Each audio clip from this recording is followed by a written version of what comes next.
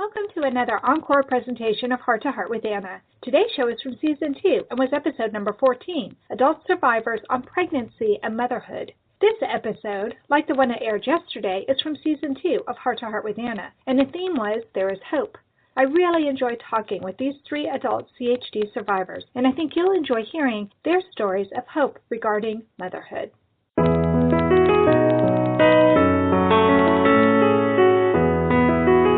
Welcome to Heart with Anna, featuring your host, Anna Jaworski.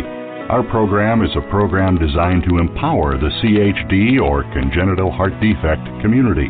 Our program may also help families who have children who are chronically ill by bringing information and encouragement to you in order to become an advocate for your community. Now, here is Anna Jaworski. Welcome to the 14th episode of the second season of Heart to Heart with Anna, a show for the congenital heart defect community. Our purpose is to empower members of our community with resources, support, and advocacy information. Today we have more adults surviving their heart defects than babies being born with heart defects. That means that more adult survivors than ever before are living to the age where they might be considering having a baby or starting a family. The big question for parents of daughters born with heart defects is, can my daughter carry a baby to term and survive the birthing process? Growing a baby inside a woman's body is very taxing on the body, and specifically the mother's heart, which must work not only for the mother's body but for the baby as well. For women born with complex congenital heart defects, having a baby may simply not be an option without great risk to the baby and to the mother, which is why our topic today, adult congenital heart defect survivors on pregnancy and motherhood, is so important. To discuss this topic today, our guests are adult congenital heart defect survivors Kelly Hune, Michelle Pagan, and Pamela Ferrier. Kelly Hune was born with a primum atrial septal defect and a cleft mitral valve. This was not diagnosed until she was 3 years old. Kelly has had 4 open heart surgeries to repair the hole and the valve. Ultimately, the mitral valve was replaced with a mechanical valve in 2007. Kelly and her husband David adopted Abigail, a beautiful little ball of energy and smiles, in 2010.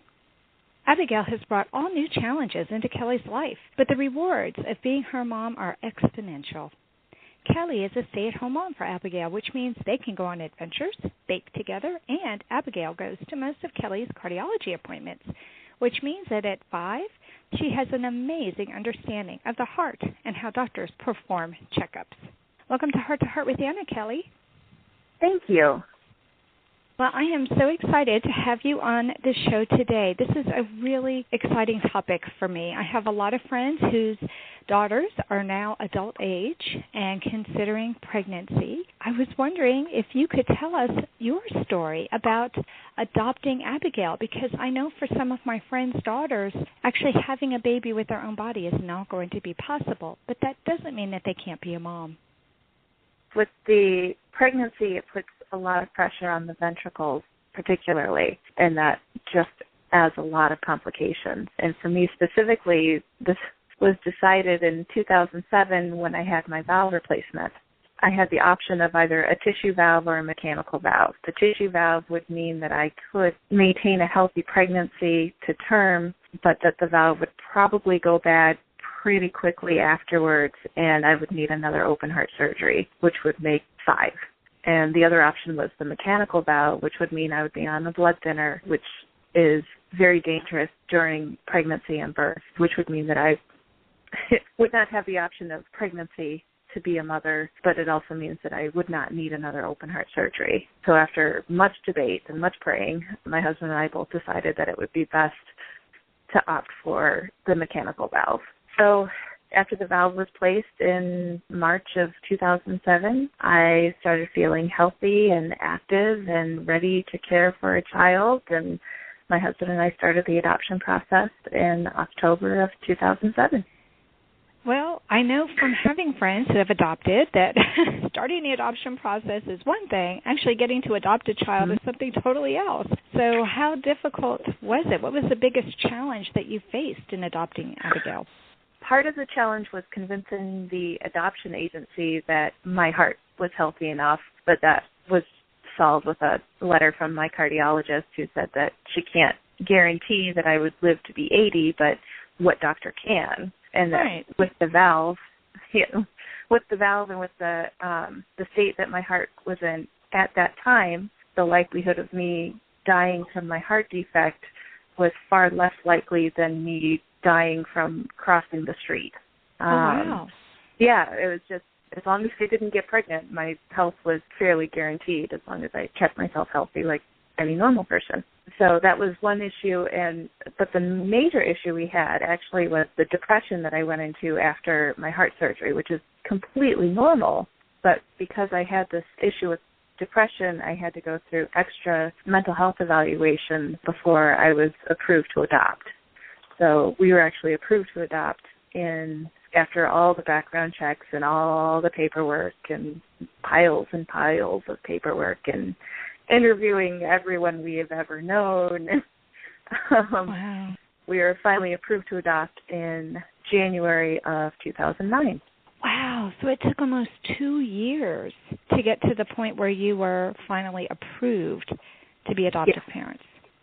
Mm-hmm. See, that's what I meant. I know starting the process is one thing. Yeah. But it can take quite a while before the wheels are really turning in motion the way that they're supposed to. And wow. Mm-hmm. You know, I want to get back just for a moment to talking about the depression. This is something that we've talked about on Heart to Heart with Anna before. It is so common to go through a period of depression after having open heart surgery or even being told that you need another open heart surgery. I'm curious how the adoption agency knew that depression had been an issue with you, and also what it was that you finally had to do, what hoops you had to jump through, so to say, in order to be able to be cleared by the adoption agency. I was completely open and honest with them from the very beginning. I told them I had heart surgery, that I was on antidepressant medication, and that because of the depression issues with the heart surgery, when you learn and accept that you will not be able to be pregnant, maintain a pregnancy, there's a grieving process. So I was grieving the loss of the child that I had always imagined but would never have, as well as going through the natural depression after heart surgery. And the extra hoops that I had to go through were the extra mental health evaluations, where it did show that I was depressed, but the psychiatrist that I spoke to wrote a letter stating basically that, yes, I was depressed, and yes, I had some anxieties, but I recognized it in myself, and that's the healthy way to go about it. I recognized it and I sought help. And as long as I maintain that mentality of, okay, this is an issue I have and I need to seek help for it, that I would not be any danger to myself or anyone else. They kind of took that out of the equation because I sought help. Wow. Well, that's really good to know, because I'm sure you're not the only one who has experienced something like this. And some women may be afraid to even start the adoption process if they are on antidepressants. But I think that you're right, and the psychiatrist is right. If you are wise enough to recognize that you are clinically depressed and you need some help and you seek that help, then that shouldn't be held against you. Exactly. Yeah, that letter from him was what finally pushed it so that we were approved. That's really good to know. So if there are any listeners out there who are concerned about this, what they need to do is contact either a counselor or a psychiatrist or a psychologist who can vouch for them that they have sought help, they are taking medications as needed, and that they're not a threat. I mean, I think that's really a healthy way to handle this situation. It should not prevent women from going ahead and going through with that adoption process, which can be very daunting. I mean, I can see why you might need a counselor to help you just go through the process, because there's a lot of exploration that goes on. There are a lot of interviews that go on, and it's a very daunting process from what I've seen with my friends who have gone through it. Now, did you have a private adoption agency that you worked with? In Michigan, it's all through private adoption agencies. Even the foster to adopt, which is what we ultimately wound up doing, is still through the private agencies. So any foster children who are given up as wards to the state, as my daughter was immediately after birth, still go through the private agencies. So she was adopted through Catholic Charities. Okay. If you had to do it all over again, Kelly, knowing what you know now, what would you do differently regarding your adoption process? Well, we actually are going through the adoption process again now for our second child. And from what we went through the first time, if we had changed anything, it might not have led to our daughter Abigail, who is just amazing. I could not have created someone as amazing as her. And so I don't think I would change anything that we had done. But what I have changed this time is kind of my emotional response regarding pregnancy and rejection. The first time around, anytime my friends announced that they were pregnant, and we were still waiting, and we were still, even though we were ready to be parents, because we didn't have any kind of control over when it would happen, there was absolutely nothing we could do to quicken it.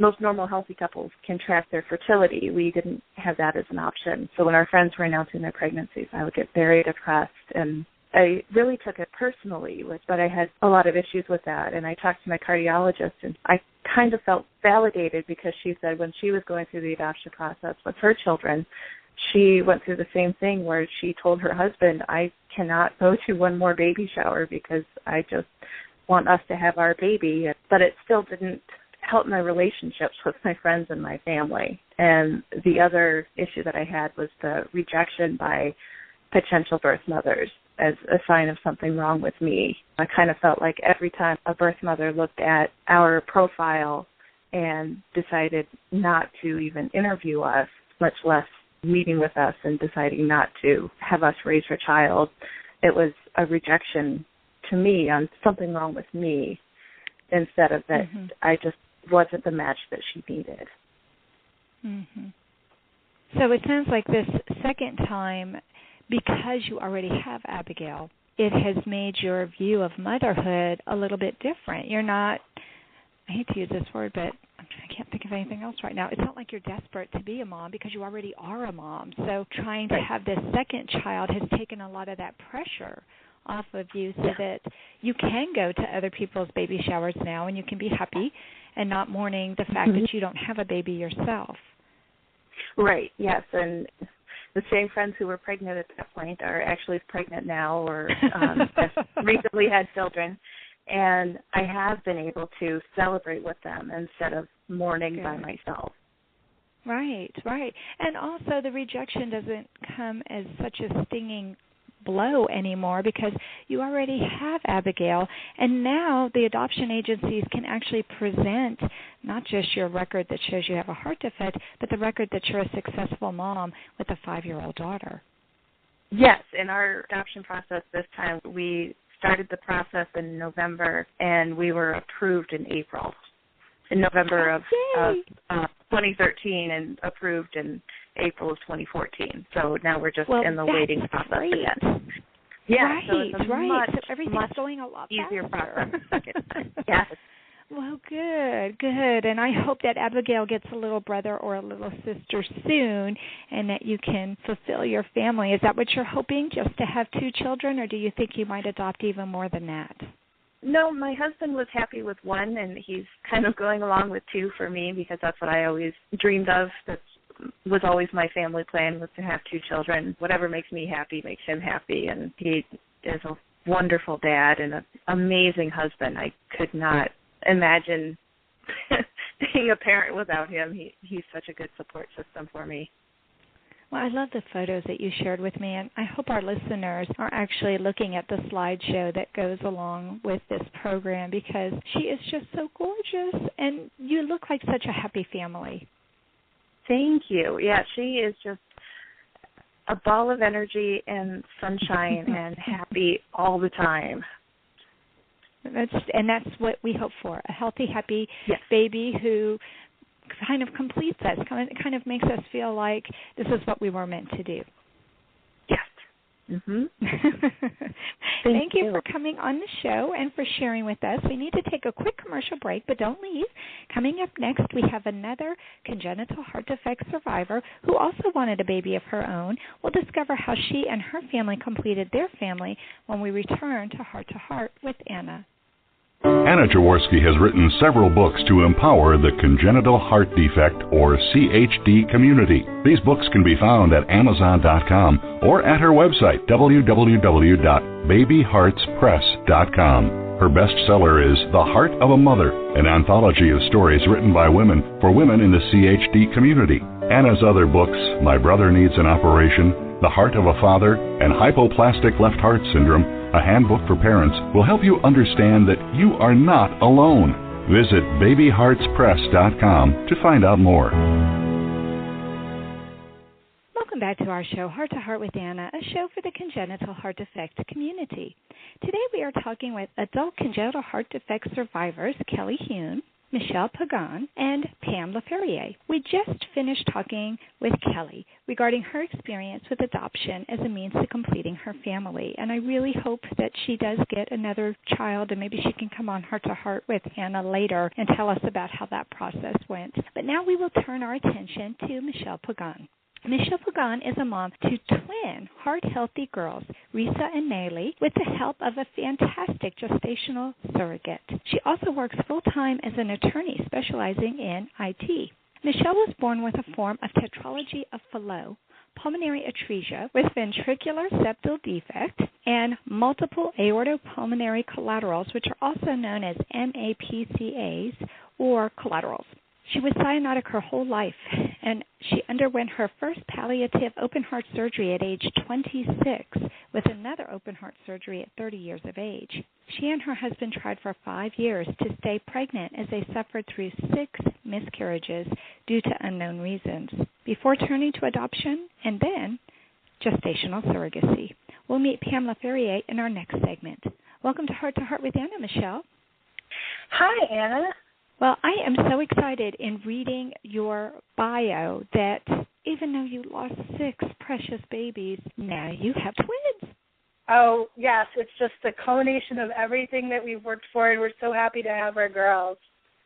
I know. That is just so exciting. When did you and your husband decide that, okay, it's time to start our process of having a family, but it's not going to be with me carrying the babies? Well, after multiple miscarriages and not knowing why it kept happening to us, and sometimes I wonder if it was because of my heart, if it was because of that, then definitely we probably would have progressed to something else much quicker. But never knowing that, you always wonder, the next time maybe it'll work, the next time maybe it'll work. But after we decided that clearly something was going on, that it wasn't working out for us, we decided to pursue adoption first. And like Kelly was saying in the last segment, it was just taking a really long time to even get to the point where you're kind of on the list for adoption and being profiled. And then we decided to try surrogacy as well. And whatever happened first, we would welcome that baby or babies into our lives. And gestational surrogacy just happened to work for us before the adoption came through. Well, not many people may know what gestational surrogacy is. So can you explain it in simple terms for my listeners?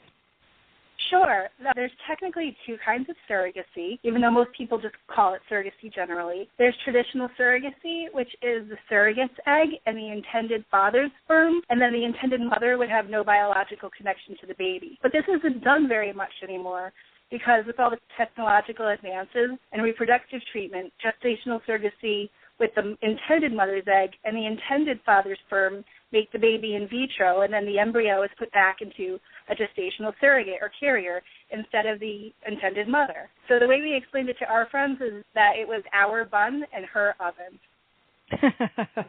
That's neat. I like that. That's such an easy way to understand it. Thank you for explaining that, Michelle. How does gestational surrogacy differ from adoption legally? It's really different depending on the state that you live in. In some states, it's completely illegal, and in some states, it's completely legal. In the state I live in, which is New York, it's actually illegal, but my cardiologist, adult congenital heart doctor, is in Massachusetts, and it's legal in Massachusetts. So we went through Massachusetts instead, and in some states, since it's illegal, you have to actually legally adopt your own genetically connected child, even though they are absolutely biologically related to you. For us, we were able to do a pre-birth order in Massachusetts, where we went to court ahead of time, and we were recognized as the parents before the babies were even born. And then we could just take them home from the hospital very quickly. Everything was already in place. The birth certificate had our names on it from the very beginning. Wow. I didn't know that it wasn't legal in all states. That's really important to know. Mm-hmm. It's really crazy because there's absolutely no one-size-fits-all for the U.S. It's completely different, and you definitely need to look into the laws for the state that you live in. And how would you go about doing that? Honestly, a quick Google search, gestational surrogacy in the state that you live in, you can easily find out. There's several websites out there that say what's allowed and what's not, and I can't think of the website off the top of my head. You know what? I'll try and Google that so that I can put that under the bio section for our show to make it easier for other people who are listening to the show. They can just go to the Heart to Heart with Anna website, and I'll have something up there to help them. Wow, I had no idea that there was a legal aspect like that where it may not even be legal to do it. I was thinking when I asked that question that there might be problems with the surrogate wanting to keep the babies, but it sounds to me like you handling this process the way that you did, where you already had all the paperwork signed before the babies were even born, that prevented a surrogate from being able to come back and try and claim the children. Is that true? Yeah, that's absolutely right. But we went through an independent agency to find our surrogate, and there's lots of different ways to find a surrogate. And a lot of times, because it can be pricey for the IVF treatments and everything that you're doing, a lot of people try to find their surrogate on the Internet and just meet somebody on the Internet and ask if they'll do it for them, which in some situations can really work out, but in other situations it's a little more dangerous to do it that way because you don't have the backing up of a quality agency, credible agency. You have to do your research, make sure you have a good agency to do a background check and to do things to look up the background of these women. And when you are able to have somebody that can do that for you, you can also do things, go to court to get these pre-birth orders in certain states and do what you need to do to make sure everyone knows ahead of time what they're getting into. You have to decide, what if we didn't have a heart-healthy baby? What if something else was wrong with the baby? Who is going to be allowed to make those decisions and what the actual outcome would be? And you want that all known ahead of time because you don't want to go into it and then be fighting over it later. Right. And what you just mentioned 2 or 3 major issues right off the bat that could be of great concern. When I was talking to a friend of mine who was also considering gestational surrogacy, she told me that there's a 50% chance that you could have twins. So I guess that's something else that you need to consider. I think because a lot of people put back more than one egg, because when you're doing surrogacy, like Kelly was saying before, you want a baby so bad. You've been waiting. We had 6 miscarriages. We wanted a baby. Any way we could have our baby, we wanted a baby so badly. And so you put back multiple eggs, and so therefore you have a higher chance of having multiple children. If you really don't want twins, make sure you put back 1 egg. There is still always a chance, I suppose, that the egg could split. If you really do not want twins, you're going to do 1 at a time. Right, right. Well, what is the best advice you have for other couples who are also considering gestational surrogacy, knowing what you know now? I think going through a reputable agency who can do the background information for you and find a surrogate for you that fits with what you're looking for and the person who meshes with you is really of the utmost importance. I know it's difficult because there's so many different ways now that you can find your own surrogate, and sometimes that works out just fine, but I don't think it's as, I want to say safe. I don't know if safe is the right word, but you're not quite as sure if it'll work out as well because they're paid to think of these questions and issues ahead of time. And the other thing I would definitely recommend is that make sure you're completely comfortable with your surrogate because over 9 months and even longer because you have to do a lot of pre-screening and pre-medical stuff with them, make sure that you know them, you like them, you're going to become basically family with them, and you want somebody that you can trust with your baby and that even afterwards you might want to keep in your life because they're so important to you at the end of all of this.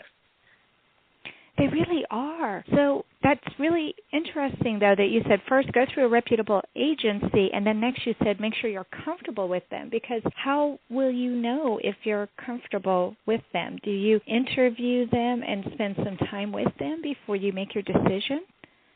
Yes, we got little questionnaires for a couple of surrogates before we went through with any one of them, and decided to meet with one of them at her home in person beforehand. So we met her entire family. She had 3 kids. She had a husband. We saw where she lived. We were frank about what we were looking for and what we hoped to have in our journey together and what kind of relationship we wanted with her. And we wanted to make sure that she was okay with that. And sometimes when you use the word desperate before, but sometimes when you want a baby so badly, you're like, whatever, I just want to get somewhere so that I can have my family. But you got to make sure that you guys click together, is because then it'll make the process so much easier, especially if there are issues, which luckily we didn't have. But if there were, you need someone that's going to be there with you for it. Right, right. I'm curious, when you started this process, were you worried that your baby might have a heart defect?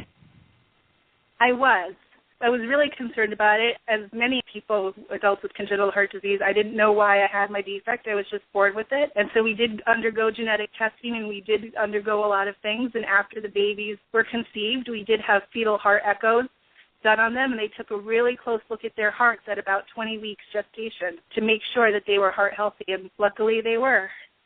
I'm so glad. I'm so glad to hear that. And this will give so much hope to other women who are also wanting to start their families. It sounds like you really went about this in such an intelligent way. So I'm curious, are you still friends with the gestational surrogate? Do you all still talk to each other? Absolutely. I call her the aunt of my children. We're good friends. Aww. We came to their first birthday party. We're Facebook friends. We go over each other's houses even still, and it's great. I absolutely love her and her entire family. That is so wonderful. That is just a beautiful story. I absolutely love that. Well, thank you so much, Michelle, for coming on the show and sharing this beautiful story with us. And now it's time for a quick commercial break, but don't leave yet. We still have another adult who will be coming on the show with us. She also dreamed of motherhood, and we'll find out what her heart defect was and how she achieved her dream of being a mom when we return to Heart with Anna. Anna Jaworski has spoken around the world at congenital heart defect events, and she is available as a keynote or guest speaker for your event. Go to hearttoheartwithanna.com to learn more about booking Anna for your event. You can also find out more about the radio program, keep up to date with CHD resources and information about advocacy groups, as well as read Anna's weekly blog. Anna wants you to stay well connected and participate in the CHD community. Visit hearttoheartwithanna.com today. Welcome back to Heart with Anna, a show for the congenital heart defect community. Today we are talking with adult congenital heart defect survivors Kelly Hune, Michelle Pagan, and Pam LaFerrier. We just finished talking with Kelly and Michelle about their experiences in completing their families, and now we'll turn our attention to Pam LaFerrier. Pam LaFerrier was born in 1984 with tetralogy of Fallot, one of the more complex but common forms of congenital heart defects. She is now 29 years old, and over that time she has undergone a variety of surgeries and catheterizations. 2 of these major procedures took place back-to-back in January and April of 2013, which turned out to be a very busy year for her. After getting married in July of 2013 and then getting approval from her doctors, Pam became pregnant in October of that same year. Her heart condition was monitored closely, but ultimately had very little effect on her pregnancy, which resulted in the birth of her beautiful baby girl in June of 2014. She and her husband are adjusting well to parenthood and looking forward to the possibility of having a second child sometime soon. Welcome to Heart with Anna, Pam. Thank you, Anna. Pam, in my book, The Heart of a Mother, the introduction is actually written by a great-grandmother who was born with tetralogy of Fallot way back in 1938. Like you, Judy had a heart-healthy daughter. Judy was never told that she couldn't have a baby, but pregnancy really was kind of difficult for her, and she ended up only having one child. What was your biggest concern in talking to your doctors about wanting to get pregnant? I was afraid they were going to say no. I had been really ill for about 2 years, once with unconfirmed endocarditis and then again in 2013 with both my surgeries. And to circumvent the no answer from my cardiologist, I kind of went to my GP, and she said yes. So the first doctor you talked to was your GP? Yeah. She said yes, and I was like, well, then we're good. Okay. My obstetrician wasn't too happy with that. He had told me that as long as the echo showed that everything had improved and that my heart was functioning properly, then we could continue with the pregnancy. That was only 7 weeks at that point. And thankfully, the echo turned out to be even better than she expected. So, wait a minute. You talked to your general practitioner and you talked to an OB-GYN. Did you ever consult with your cardiologist about this? I did long before we got pregnant. He was hesitant and warned me that there could be very big problems if I did get pregnant, but he didn't say no either. Okay, well, that's good to know. I'm glad to hear that the echo went better than the OB-GYN was expecting. Mm-hmm. When did you have that first echo? That first echo was done when I was about 10 weeks pregnant. So it was really early. You must have found out right away when you got pregnant. Yeah. Once I missed it in October, I had a feeling that I was pregnant right away, so called the obstetrician and made my appointments right away. Well, that was really intelligent. So were you considered a high-risk pregnancy at that point? I was, and I did see my obstetrician regularly. I saw her once a month until I was about 34 weeks, and then she switched every 2 weeks, and then once a week. Mm-hmm. It was weird, though, with my cardiologist. Initially, when I went at my 12 weeks, he said that he didn't need to see me again until about 5 days before my due date, and I was like, well, that's a little strange. Wow. But he ended up seeing me at 32 weeks and then again at 36 weeks just to make sure everything was good. Mm-hmm. And so what exactly did the pediatric cardiologist do with you? He just did more normal checks. So my ECG was normal.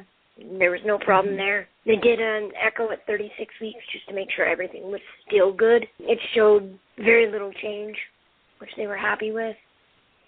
Mm-hmm. And the only thing he wanted to do was have an induction, which both me and my obstetrician declined. Oh, really? And why is that? I was not having any problems with my heart. There were no problems at all. No symptoms. She felt that I was good enough to continue to go along, but that we would evaluate it every week until, of course, if there were problems. Mm-hmm. Wow. So you worked with a high-risk OB-GYN. Is that right? Mm-hmm. Or obstetrician? Yes. And you saw your regular pediatric cardiologist. Were there any other doctors that were also involved? No, just those two. And my cardiologist is actually an adult cardiologist, specifically for congenital defects. That's excellent. You're really lucky that you have somebody who really understands what the adult physiology is all about then. We heard from some of our other guests today how some of them had wished that they could carry a baby to term. Did you ever have any scary moments during your pregnancy where you were afraid maybe you couldn't carry the baby to term? I wasn't as much afraid as worried that I wouldn't carry. Many years ago, I was pregnant when I was 20 and had a lot of problems, including lots of preterm labor and delivering at 35 weeks. So when I was pregnant this time with my daughter, I was scared that my heart would just decide, yeah, we're not doing this anymore, and force me to go into labor really early. But it was really easy and very well caught, and there were no problems. So I was able to go right up until I was 38 weeks and 3 days when I had her. And you had her normally? Normal vaginal delivery. Wow, that's just so awesome. But you said that when you were 20, you were pregnant before, so did you suffer a miscarriage with that pregnancy? No, I had my son at 35 weeks, and I placed him for adoption. So I've been on the other side of the adoption process. I've been the birth mother. Wow, so you really understand motherhood from a number of perspectives, don't you, Pam? Yeah, I do. You were just too young at that point to be able to take care of the baby? Is that how you felt? Too young, no education, no house, no husband. You know, all those kind of things we all want when we're ready to be a mom. Mm-hmm. And so now you have a healthy baby which is very exciting. And is the baby heart healthy? She is. They made sure at my ultrasound that she was perfect. And they even showed me her heart, and they showed me what it would look like with my defect had they been able to check for that in 1984. Right. And so she showed me the blood flow through the heart. And so they were really good about showing me that it was completely 100% normal. Wow. Isn't that amazing? Because I know back in the 1980s, they didn't have ultrasound technology like they do today. And so that must have been quite miraculous. Now, was your mother with you through any of this? Actually, my mom passed away when I was 18, so just my dad. I'm sorry to hear that. It's got to be hard to go through all of this without your mom. How is your dad, though? Is he a doting grandpa? He is. He lives most of the time in New Zealand. Oh. And then he comes back to Canada during our summer. And he drove from Alberta all the way out to Winnipeg, Manitoba for the birth of my baby. Aw. Well, he's just got to be so excited to see this healthy baby and to be able to be part of this baby girl's life. Do you have other heart friends that you talked to before you decided to try and have a baby again? And can you tell us if there are any support groups for adults with congenital heart defects who are wanting to get pregnant? There weren't. When I was growing up, I didn't know very many people with heart problems. There were a couple. I know one of them passed away when we were 13, and she had a very similar defect that scared the crap out of me.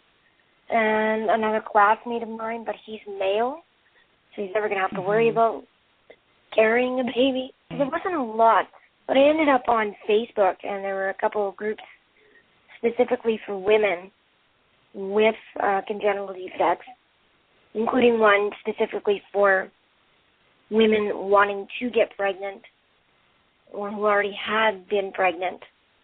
And they were a great resource of asking what to expect, and they were very supportive of being pregnant or doing the surrogacy or adopting. Both groups are amazing women. Mm-hmm.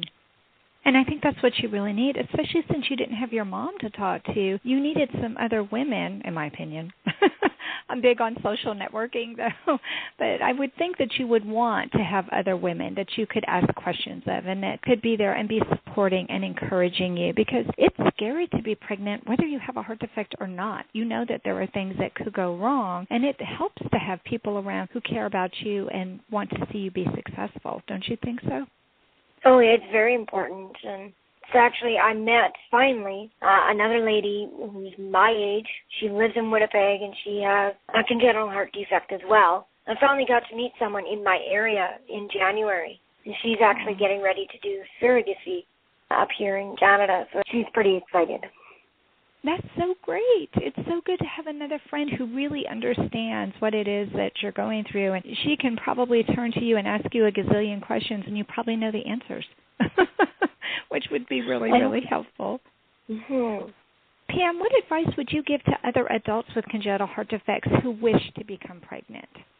Just to make sure that you really do get the okay from both your cardiologist and your high-risk OB, and to weigh the options. I'm more of a risk taker, so for me, even knowing that I could have a heart attack, or I could have a stroke, or I could have preeclampsia, I went ahead, knowing all of that. But I also trusted my body, knowing that I have regular cycles, so obviously my body is ready for this. Mm-hmm. And I think if I wasn't ready and I did get pregnant, perhaps I would have a miscarriage because my body would not be able to handle it. Mm. But every woman has to weigh the pros and cons. And being healthy and feeling healthy before getting pregnant is the biggest thing, because if you're not, you're probably going to run into a lot of problems. I think that's really good advice. And I think it's good that you feel in tune with your body. I get frustrated with doctors sometimes when they deliver advice to patients and they don't really listen to how those patients feel about their own body, because you know your body better than any doctor does, really. You live with it 24 hours a day. I mean, you know your body. You know what you're capable of. And it probably helped, too, that you had given birth when you were 20, and it sounds like it was uneventful. So that was a success. So you knew that you had done it before, which probably gave you a little bit more confidence that you could do it again, wouldn't you think? It did. It was funny. When I was 17, my cardiologist at that time had said, "You are in such really good health, you should have a baby right now." And I was like, no, I'm 17. We'll wait. When I was 20, I was not in the best health. I used to do a lot of usual dumb young person stuff, so a lot of partying and out till 3 in the morning and all of that stuff. Whereas this time I'm married, I work, so I'm home, usually in bed by 11 o'clock, taking much better care of myself at this point than I was when I was 20. Sure. All of that makes perfect sense. And I think there's a difference, too, when mentally you're ready. It sounds like mentally you knew you had all of your ducks in a row. You were married, you were working, so you had the money, you had the insurance. It sounds like, well, you're in Canada, so you're on federal insurance, government. Right? Yeah, government insurance. So that's not as much of a concern for you as it would be for somebody here in the States or perhaps in some of the other countries. But it sounds to me like mentally and emotionally you were much better prepared to be a mom the second time than you were before. I really was. It was a much better situation and ready for it, with a really awesome husband who was really supportive and quite good with our baby, so. Aw, that's so sweet. Well, thank you so much for coming on the show and sharing with us, Pam. It's time for a last commercial break, but don't leave, because when we come back, we'll have all of the ladies in the studio together, and we'll find out what parting advice they have for us when we return to Heart with Anna. Anna Jaworski has written several books to empower the congenital heart defect, or CHD, community. These books can be found at Amazon.com or at her website, www.babyheartspress.com. Her bestseller is The Heart of a Mother, an anthology of stories written by women for women in the CHD community. Anna's other books, My Brother Needs an Operation, The Heart of a Father, and Hypoplastic Left Heart Syndrome, a handbook for parents, will help you understand that you are not alone. Visit babyheartspress.com to find out more. Welcome back to our show, Heart to Heart with Anna, a show for the congenital heart defect community. Today we are talking with adult congenital heart defect survivors Kelly Hune, Michelle Pagan, and Pamela Ferrier. We talked with these beautiful women about growing up with a congenital heart defect and the challenges that they have faced in becoming mothers themselves. And I want to thank all of you ladies, Kelly, Michelle, and Pam, for coming on the show today. This topic is so important to so many families of daughters with congenital heart defects, but I have a son, and this is something that I have been wondering about as well. When he is ready to get married and decides to have a family, what route will he go? So I really appreciate the candor with which you have spoken to me about your trials and your experiences in wanting to start a family of your own. You're welcome. Yes, thanks, Anna. It's always weird when I throw something out there like that and we're in the studio, but even though we're in the studio, we can't see each other face to face, so we don't know who's going to talk first. Right.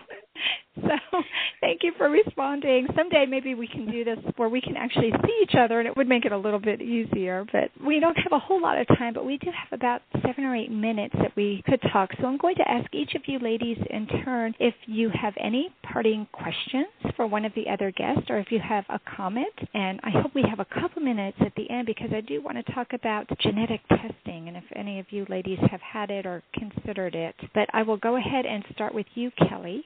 If you have a parting comment, advice, question?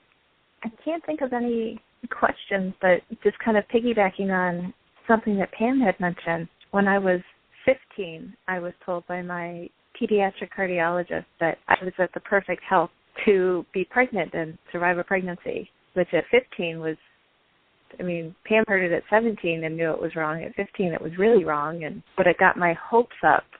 I think it got my hopes up so that in 2006, I was absolutely devastated to find out that would not be an option for me. So, Wow. you really have to be very careful what you say to them.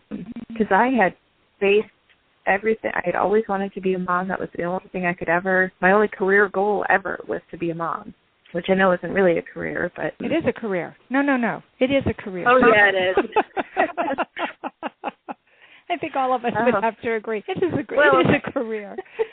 And it's one that you can never retire from. Right.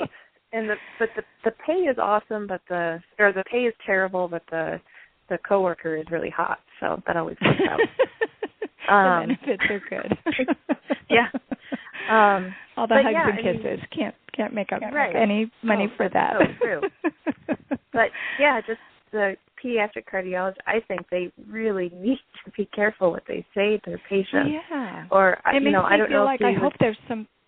Yeah, it makes me feel like I hope there are some pediatric cardiologists who are listening today, because that is something, I can't even imagine somebody saying that to a 15-year-old, because if I were the mother in the appointment and the doctor said to my child, oh, you're at the perfect age to have a baby, at 15, I would be mortified. Because really, emotionally, they're not ready. Right. Well, no, I was at the in the perfect health. Okay.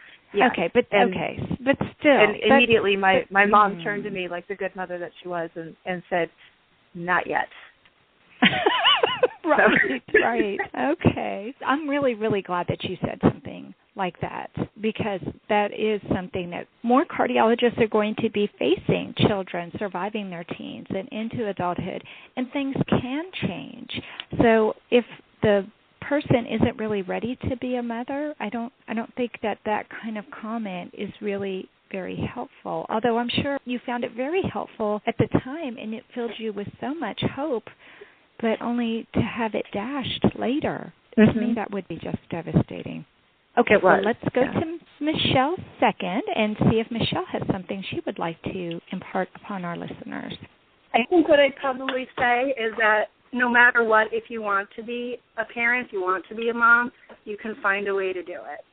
Because I feel a certain kinship with Kelly in some ways of wanting to be a mother and it getting kind of taken away, because I underwent my 2 heart surgeries in order to be able to get pregnant. And in the end, it still didn't work out completely the way I had hoped. But where there's a will, there's a way. And whether it's through adoption or surrogacy or you're able to do it yourself, I just think you can do it if you want it.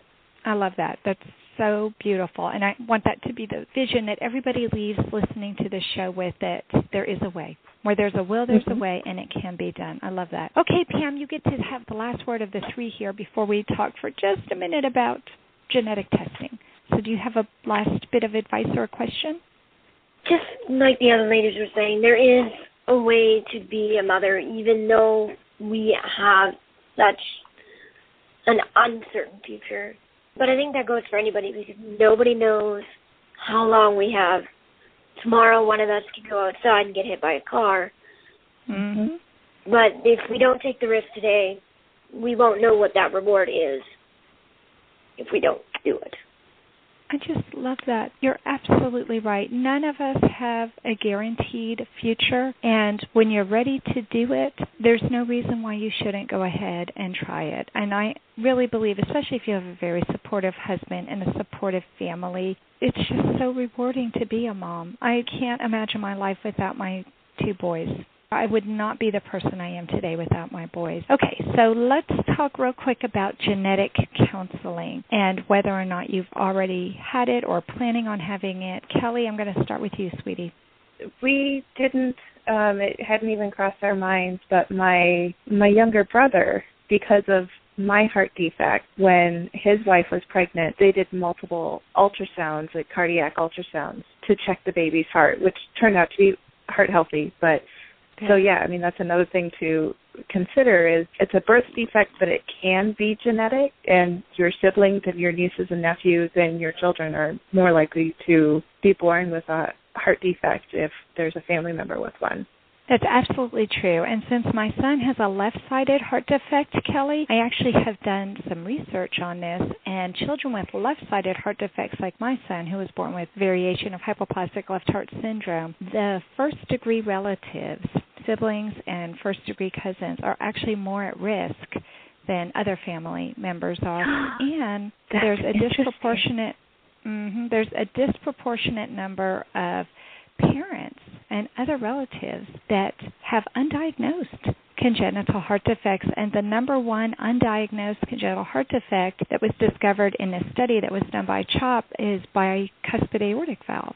So I found that study to be very interesting. It was a very small number of subjects, and the risk still was not that huge, but it was much greater than the population at large. So I know when it comes time for Joey to want to have a baby, to get married and want to have a baby, that's something I'm going to be encouraging him to check into, just like your brother did. Let's just make sure that the heart is healthy as we go along, because there is a potential for a problem. Michelle, did you consider having the genetic testing, considering you were doing the gestational surrogacy? Yeah, we actually did a lot of it when I was trying to get and stay pregnant because of the miscarriages. So we were really concerned that maybe the heart had something to do with it. So I actually had my entire karyotype, which is my whole genetic sequence, chromosomes tested, and there was no genetic connection for me. So it was a birth defect for me, but mine, it seems, is not genetic, or at least from what they can tell with today's technology. So I'm grateful for that, and I'm grateful to know that, too. Yeah. But my brother, too, actually had it when his wife was pregnant. They also did have their baby, had some extra testing as well, just to make sure. And he doesn't have a heart issue, and the baby's heart healthy as well. But it's good to know going forward that, for me, it's, I don't know what you call it, a mutation or whatnot that led to it, but it's not genetic for me. Wow, that's very good news. Okay, Pam, you're the last one to answer the question. Have you had genetic testing, and if you haven't, are you considering doing it? I had it done when I was pregnant. At about 12 weeks, they can do an ultrasound where they measure parts of the neck. And apparently, you can actually give them a really good indication of heart problems later on in formation. So I had that done when I was 12 weeks pregnant, and everything turned out great. But they did warn me it does increase from your normal population of 1 in 100 to maybe about 2 or 3 in 100 chance that the baby will be born with a heart defect. So it jumps, but not significantly. Well, and I think that's a really good point to make, Pam, that yes, you do have maybe twice as great a chance of having a baby with a heart defect if you have a heart defect yourself, but that still means you have a 98% chance that the baby's going to be heart healthy. And I think we need to focus on that positive number, although we don't want to be broadsided and not be prepared in case our baby does have a heart problem. But I like that you said that. I like that you say, yes, maybe it went from 1% to 2%, or in the case where my son is concerned, the small population that they looked at, it rose to 7 or 8%, which is still a lot higher. However, there's still over a 90% chance that the baby is going to be heart healthy. So I think those are good things to be aware of, but I love what was said earlier, which is where there's a will, there's a way. And you can be a mother. And I don't know about how you ladies feel about this, but I did not know that my son was going to have a heart defect when I was pregnant. He's 20 now, and even though I had multiple ultrasounds, they never detected anything wrong with his heart. But had I known, I still would have had Alex. I love my son. I can't imagine my life without him. I just would have been better prepared for that first surgery, and we wouldn't have had 2 months wondering what was going on and why the baby wasn't eating well and why he wasn't gaining weight. We would have been better prepared, but it certainly would not have prevented me from having my child. So I think all of you ladies are amazing moms, and I thank you so much for coming on the show and shedding some light on motherhood for adults with congenital heart defects. Thank you for having us. Thank you. Thank you. Well, that does conclude this episode of Heart to Heart with Anna. Thank you for listening today. Please come back next week on Tuesday at noon Eastern Time for a brand new episode. During the month of February, also known as Heart Month, Heart to Heart with Anna will broadcast a show every day. On Tuesdays, we'll have a brand new show featuring our theme for Season 7, Congenital Heart Defects Around the Globe. The other days will be Encore presentations with a brand new intro. If you'd like to know what shows will be featured, you can check out our website at www.hearttoheartwithanna.com. Please find and like us on Facebook. Check out our Cafe Press Boutique. Revenue from the Cafe Press Boutique helps to defray the cost of this radio show. Follow our radio show on Blog Talk Radio and especially on Spreaker. Once we get to 100 followers on Spreaker, we can petition iHeartRadio to carry our show, and then people can listen to Heart with Anna in their cars. Thanks again for listening. We know that congenital heart defects touch people all over the globe, so remember, my friends, you are not alone.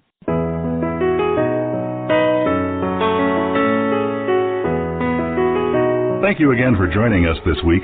We hope you've been inspired and empowered to become an advocate for the congenital heart defect community. Heart to Heart with Anna, with your host Anna Jaworski, can be heard every Tuesday at 12 noon Eastern Time. We'll talk again next week.